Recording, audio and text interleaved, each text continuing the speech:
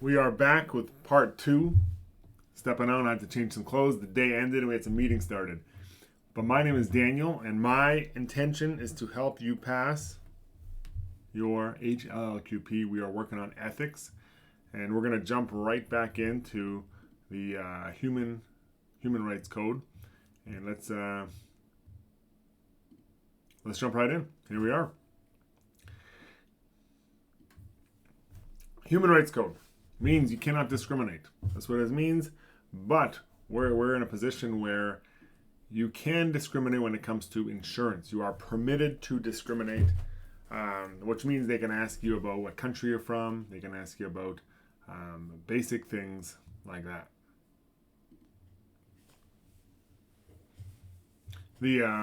So we can discriminate. Insurers are permitted to ask questions that might look like discrimination. How tall are you? How short are you? How heavy are you? All that kind of stuff based on bona fide grounds. The must know. So there's 4 things you got to know about the do not call list. These are some things. The test is open book. Now you don't have time to look everything up, but you can look some things up. And so some of the things you can look up is calls to businesses are not prohibited. Okay? Do not call list. Calls to businesses are not prohibited.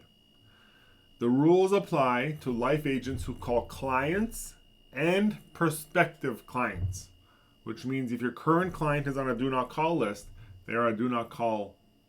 That's how it is. So the rules apply to current clients as well. Number 3, agents making calls must register and subscribe to the national do not call list. Now, if you're part of World Financial Group, we have that on my WFG. You can find it. And we're not a cold calling company, but we are registered and subscribed to a do not call list. Agents must register. And it is a federal program. It's not a provincial program. So calls to businesses are not prohibited or allowed. You can call businesses. The rules apply to clients as well. You must register, and it's a federal program. Fintrac. These type of things you want to just look up. But Fintrac helps deter money laundering. Their mandate is to facilitate the detection, prevention, deterrence of money laundering. Fintrac is to and is the finance of tearing activities. I'm not sure what that meant. They want to make sure there's no more money laundering. Osfi. Osfi is the federal, provincial, and territory governments legislate and enact regulations for insurance companies. So I have Insurance Council of Manitoba regulating me. The insurance companies have Osfi, O-S-F-I. It is the Insurance Companies Act. That stands for... It stands for not in here. That's what it is. The Superintendent of Financial Institutions. The Office of the Superintendent of Financial Institutions. A lot of the stuff you can just quickly search and figure out. They're not responsible for licensing. They're determining the financial soundness of the insurance company and not responsible for licensing. That's part of the tests. Fintrac. You have an obligation to report suspicious transactions. So, for example, any suspicious transaction in our world, I call head office, they tell me how to do things. But we got to know that we got to report it to Fintrac. Someone trying an application and not actually completing it, or they don't have ID. Someone came in once and they said, I have a power attorney over my brother. I'd like to do some investment stuff. Actually, I don't want to do it. And, just stuff that's weird. That's what we got to report. Assuris. So, Assuris, people say, what if the insurance company goes bankrupt? Assuris is the insurance company's insurance company. It's a crown corporation. And what they do is they cover basic things like a death benefit of 85% of your death benefit, no less than $200,000. So if I got $1 million death benefit, they're gonna trigger $850,000. Health insurance, travel insurance, if the insurance company goes bankrupt, 85%, no less than $6,000. Monthly income, you're gonna get 85%, no less than $2,000 if the insurance company goes under. Cash value insurance. Your cash value is secure, no less than 60,000, 85%. Segregated funds, 85% of the guarantee, no less than 60,000. So if you have a 75% guarantee, you get 85% of that guaranteed by Assuris. And deposits up to $100,000. Historically, companies would acquire other companies. Historically, companies would acquire the failing insurance company. There is a term called acting in good faith. Acting in good faith includes these three. Now, it's going to be on the exam. Okay? Duty of care, integrity, and competency. Duty of care is what would a reasonable do in this situation? Would 100 advisors sell this same thing? Integrity, honestly dealing with the public. And competency. Clients expect you to know your craft. Don't promote knowledge you don't have.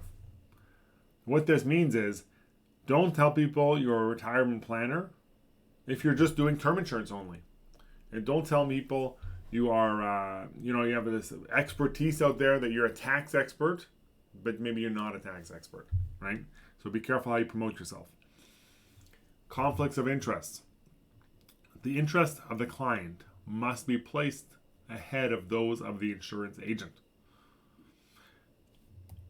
According to the Insurance Council of Manitoba, a life insurance agent must not knowingly prejudice the interest of a client for personal gain and not take advantage of a client's or an insured's ill experience. Conflict of interest. So basically what this means is you can't take advantage of a client. You can't sell to the uneducated. And just sell them garbage. Even though if they don't know, you got to make sure as if they do know what they're buying. So, product suitability. The recommendation we make to keep our license must fit the client's needs. So we must perform a needs analysis, gathering all the facts to be able to assess the product. Then you want to recommend the product that meets the client's needs and explain and document the product recommended. We have to have a reason why letter and document what we recommended. If a client complains, it's not your word versus their word. You don't get a word if you're licensed. You get your written word, but not your vocal word. You can't go and say, oh, I did this, I did that. They look at your notes. Okay, they don't look at your word. Tied selling. Okay, these are terms that we got to learn. A lot of times you can look them up, but tied selling means you cannot make the sale of one product conditional on another. The practice is prohibited as a transaction provides more benefit to the agent than the client. So tied selling is where you say, I'll give you the term insurance if you buy the mutual fund. I'll give you the critical illness if you buy the life. They should be able to have choices. So commission, sharing, and splitting. Moreover, it is an obligation to the agent that disclose to his client that there's been or will be commission splitting. And provide and let the client know.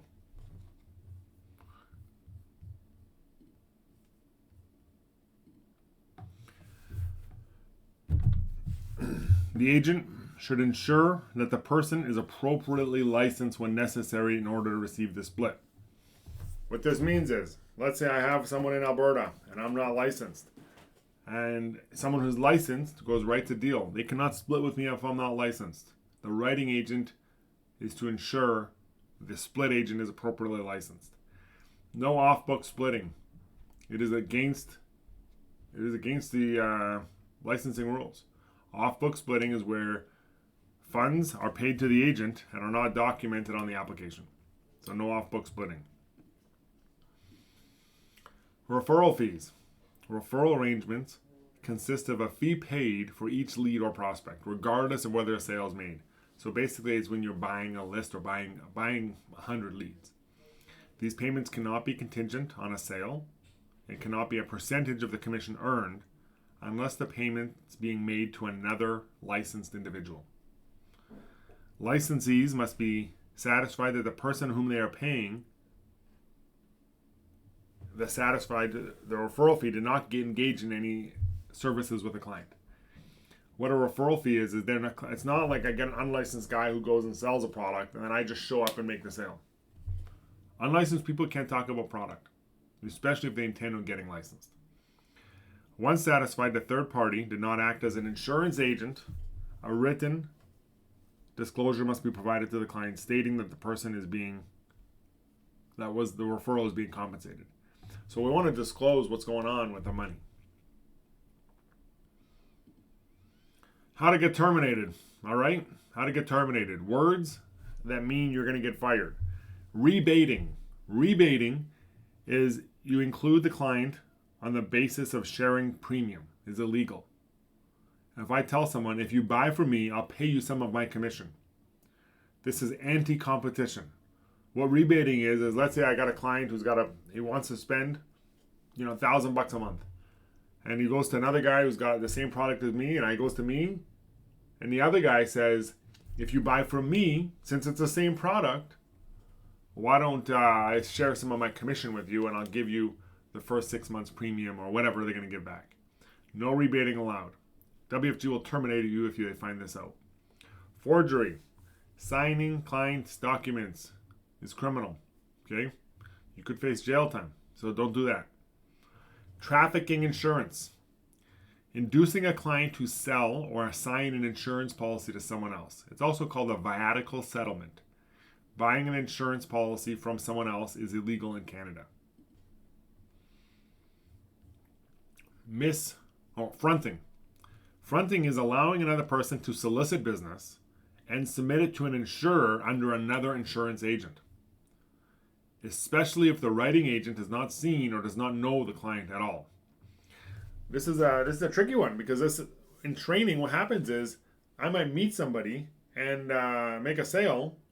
I can't just give that sale away. I can't meet someone, make all the sale, and just say, oh, by the way, go write this up. And they've never met the client, or I just put their name on the application. The writing agent must meet the client and must be aware of the situation. Misrepresentation. If you deceive a client intentionally or mislead them, that's called misrepresentation. Unnecessary delay in delivering the policy.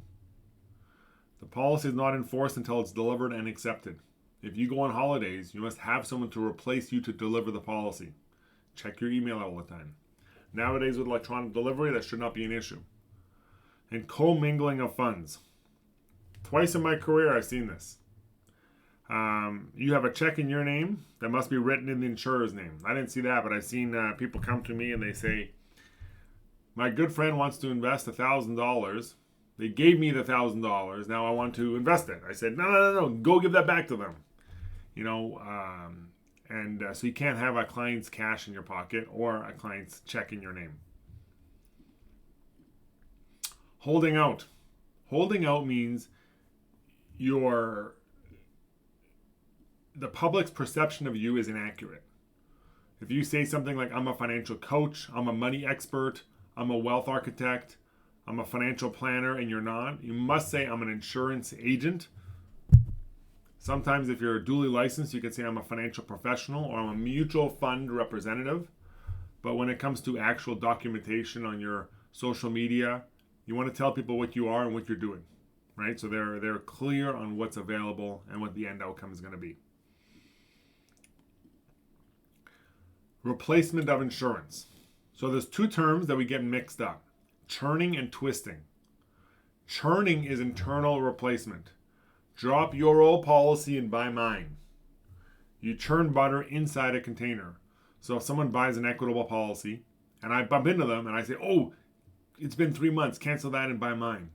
That's not the best for them, but it's best for me. So you cannot do that. Twisting is an external replacement. So someone buys a policy from Avari and I say, oh, I could sell you Equitable. And it's really the same thing, unless there's a big improvement. But you can't just say drop the policy from the other guy and buy mine. Or you can't go to your client, sell them one policy, a year later sell them another one, a year later sell them another one, and if it's not good for them. Now, if it's good for them, and the goodness can be documented, it's not twisting. It's only when it's only good for the agent. and you're required to fill out a life insurance replacement disclosure for all replacements. A replacement is defined as a policy that's canceled or lapsed within 12 months before or after the issue date. If a client cancels a policy 11 months ago and you're writing a new policy, that is considered a replacement and you need to do the documentation. Errors and omissions. All professionals who are insurance licensed must carry $1 million of errors and omissions insurance. WFG contracts all policies on its behalf, and the agent pays the premium. The contract's with Access, and the insurance is $38 a month. An example, Jenny sues her life insurance agent, Anthony, to recover a financial loss stemming from him providing incorrect advice. This is an error on the Anthony's part, and so he can claim error and insurance coverage. So it's required. WFG doesn't require it, the industry requires it. Defamation. It's unethical for a life insurance to be maliciously critical or derogatory about any colleague, agency, or insurer. So we can't say things like, those guys don't know what they're doing. They only sell one product, it's not good for the consumer. That guy's an idiot, I don't think he puts his client first. That insurance company sucks. Policies are too expensive. We can't say stuff like that. Okay? Sometimes I've heard things say, oh, they serve a different market than we do. You know? I don't even know what that means, but it means we're not in the same market. Legal terms. A civil fault is something I never heard until I got into the insurance industry. A civil fault, intentional or not, is an act of omission that causes loss or harm to another. For example, let's say Justin Trudeau was my client. I did an insurance policy on him and I wrote all his medical stuff. And I left it in my car overnight. And my car got robbed. And it hurt his career. That's considered a civil fault and I'm responsible for that, intentional or not. If you cause harm to somebody, it's a civil fault. A limitation period is a time frame which the court action must be started. The right to sue is lost forever after this. Hey, this is it for, you can write your exam soon. And so we want to review the 4 chapter quizzes, take the mock exam, and schedule your provincial exam at your office. I am here on HLLQP.com to walk you through the HLQP and what we're looking at. So there's 3 pieces. There's the HLQP, Canadian Ethics course, and anti-money laundering. You need to complete the ethics course before you do your HLQP, which is not what we discussed today. This is a simple test. There's a textbook, the basic rules of surviving in our industry. The textbook, as you can see here, is 30 pages. I recommend reading this book in one shot. Sit down and it's going to go through key terms. It's going to go through things like licensing. You need a criminal record check, supervision, all the different things that it's going to walk you through, insurance council websites, and then it's going to talk you what competence is, what objectivity is, what disclosure is, what integrity is, and it's going to go through this kind of stuff. Very, very simple stuff. What is competence? What is guidance? And it goes through and defines these words so you know. Then you click on your exam and you take your exam. That allows you to study the HLQP. So the Canadian ethics is different than the ethics. I'm going to show you that right here. Then when I look at the HLQP, now many of you have done the ethics before you got to this video. Now when I go here, there is a quick introduction to HLQP. You can watch that. And now there's 4 modules. 1, taxation is not a module that's tested on. Then there's life insurance, accident, sickness, and seg funds. Today we reviewed ethics and professional practice. And so in here, there's study notes, which is really in a textbook, the textbook that you're given access to when you write your exam. And so I can go in here and I can search things like civil fault.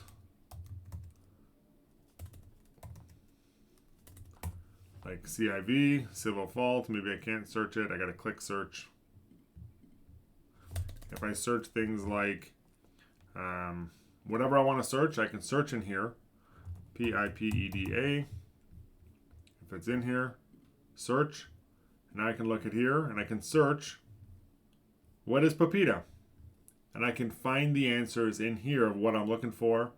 And in all of Canada, PIPEDA continues to apply the federally regulated private sector. So you can look at this. That's the textbook. Let me go back.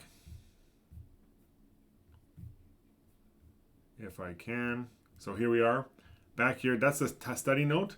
Down here is also a textbook, a different version of the textbook, but it's a PDF version. So it might be easier to search, easier to scroll through. You're not sliding around as much. And you can just click on here like a PIPEDA. You can click on it, and then it takes you to the Privacy Act. So there's 2 textbooks if you want to read, getting through this stuff. The AMF textbook and the study notes are both textbooks. The study notes audio is some guy reading you the textbook, so you get an audiobook. Flashcards are exactly what they sound like, flashcards. So here, what are the documents that constitute the entire agreement between the parties of an individual insurance contract? I see answer. The application, the policy, any document attached to the insurance policy when issued, and any amendment, also called a rider. So you can go through. Insurance company, also known as insurers, can be incorporated in 2 different ways. What are the ways they can be incorporated? Mutual, stockholder. I'm wrong. Federally or provincially. Federally incorporated companies are able to carry business across the country. Provincially incorporated companies can only operate in the province. So you go through this stuff and you learn. I should delete that. I should edit this thing and delete that out. But these are flashcards. Chapter quizzes. This is where I'd recommend you spend a lot of your time. But the need to know videos are a great place for you to come in and say, well, what do I need to know here? There is on the side here, you can see 6 minutes, 8 minutes, 10 minutes. What is parties to a contract? Beneficiary, temporary insurance agreement, misrepresentation, Fintrac, Assuris, all this stuff. Every time you click on one, there's a video you can watch. And this guy will go through it all with you. And so this is need to know videos. And then here I would recommend you spend some time on chapter quizzes. In the ethics and professional practice, there is 4 different chapter quizzes. So when I go in here, I can look in here and I can say, well, we're going to go through, if I take a quiz, I can go through and take the quiz and I can ask questions like this. It says, if Alonzo makes a claim, well, that's how you should read the questions. Read the question first, find the question mark and say, if Alonzo makes a claim, what outcome is expected? And then I go through, Alonzo is the beneficiary of a life insurance policy that he has purchased with his wife, Gabby's life. Gabby dies under suspicious circumstances. Disputes arise whether Alonzo caused her death. If Alonzo makes a claim, what's the outcome going to happen? So I think maybe the insurer is likely to pay the benefit to the court. The insurer will terminate the policy as it's against public order to pay. Since Alonzo's a suspect, or, since he's not convicted, I don't know.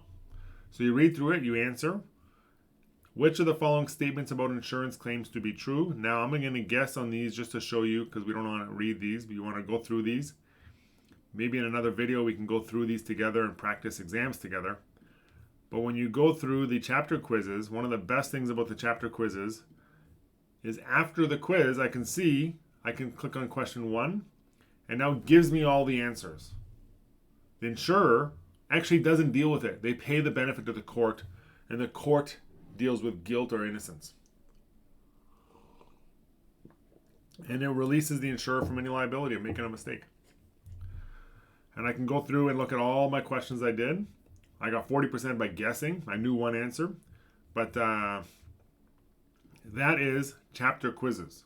It allows you to know if you've read the chapter. Now here, I would go to chapter quizzes, need to know videos. This is the boot camp. There's another one right here. If you want more, watch another video. Take your mock exam, and then take your certification exam. This is not a PhD program. It is just a quick study program. The mock exam looks like this. You click on this and recommend 70%. You can write the certification when you want. Continue the mock exam. It's 20 questions, and you go through it. That's it. But mock exam, you can do it as many times as you want.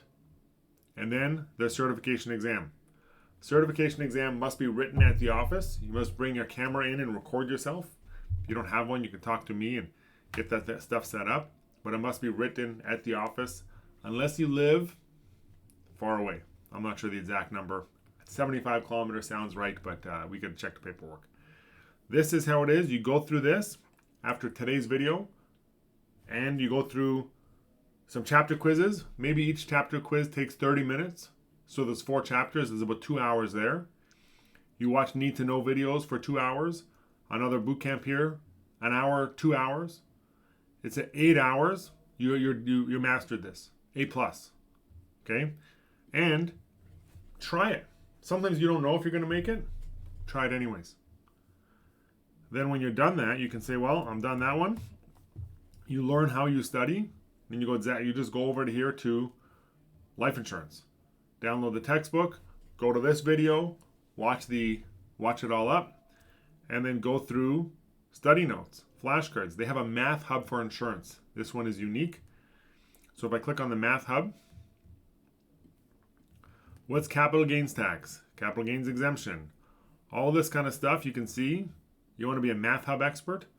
We can just click on one thing and now it's very specific about math.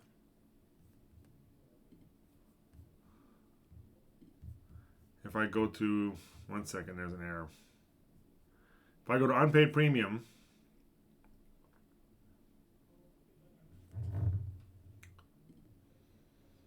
okay, I can't get that to work. It doesn't load. But very similar here. You got boot camps. I can click on the webinar boot camp. And I can go through and just replay a 2-hour boot camp. So a lot of the issue of writing the exam is the confidence of writing an exam and putting the time in to go through the material.